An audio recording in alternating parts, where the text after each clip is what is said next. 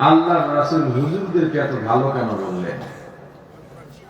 কোরআনের ছাত্র শিক্ষকদের এত ভালো কেন বললেন? দুনিয়ায় কত ডাক্তার আছে, বিজ্ঞানী আছে, ইঞ্জিনিয়ার আছে,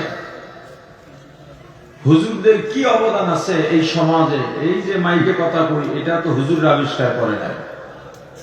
এই যে লাইট জ্বলে, এই সামান্য একটা বিষয় হুজুররা আবিষ্কার করে নাই।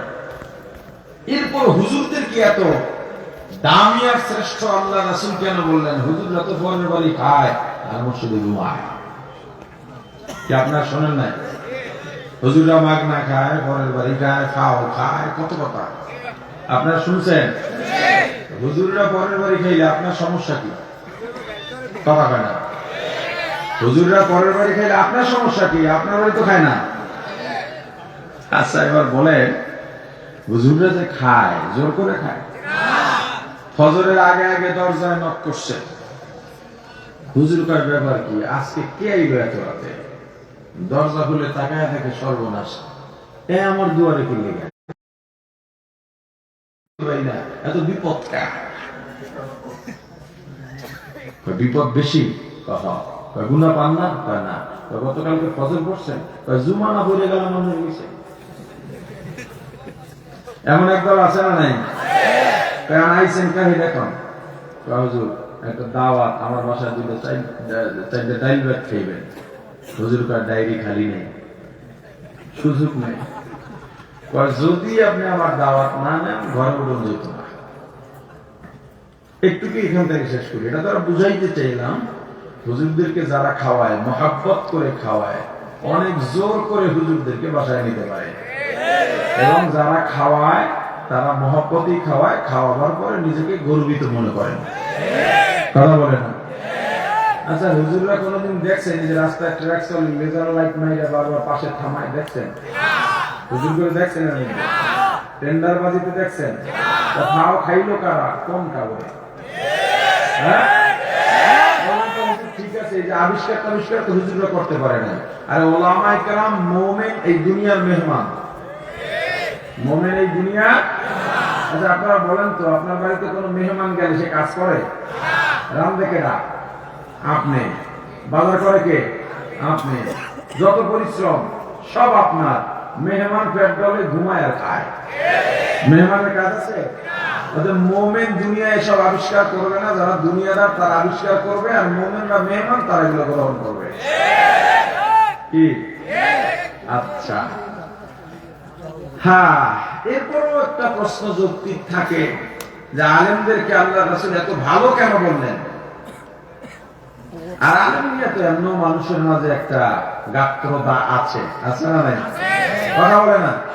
আচ্ছা, আমার একটা প্রশ্নের জবাব দেন। রাসূল করিম সাল্লাল্লাহু আলাইহি ওয়াসাল্লামের উপরে আল্লাহ যে জিম্মাদারি দিয়েছেন, এই জিম্মাদারি ওজনদার না হালকা? কেমন ওজন? এই পৃথিবীর মতো 7 আসমান 7 জমিন সমেত এই পৃথিবীর মতো হাজার কোটি পৃথিবী যদি এক পাল্লায় রাখা হয়, আমার রাসূলের জিম্মাদারির ওজনকে হালকা করা যাবে না। এবার বলেন, আমার রাসূল আছেন না ইন্তেকাল করছেন? জোরে বলেন। রাসূলের সঙ্গে কি রাসূলের জিম্মাদারিও ইন্তেকাল হয়ে গেছে, না জিম্মাদারি আছে? আওয়াজ দিয়ে বলেন, রাসূল আছেন। কোন জিম্মাদারি বা দায়িত্ব পালন করার জন্য দায়িত্বশীল দরকার। দায়িত্বশীল ছাড়া দায়িত্ব পালন করা যায়? দরকার, দায়িত্বশীল দরকার। রাসূল যেহেতু নাই, এখনই দায়িত্ব কার? ইন্নাল উলামা ওয়ারাসাতুল আমবিয়া। আল্লাহর রাসূল এই জিম্মাদারি দিয়ে গেছেন উলামায়ে কেরামের উপরে। কার উপরে দিবেন? আর আওয়াজ দেয় না, কার উপরে?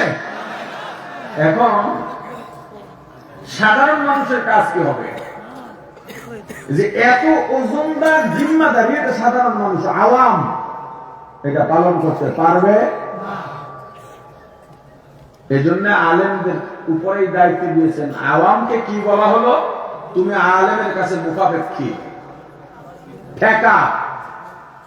যে যার কাছে ঠেকা থাকে তার সামনে মাথা উঁচু করতে পারে না।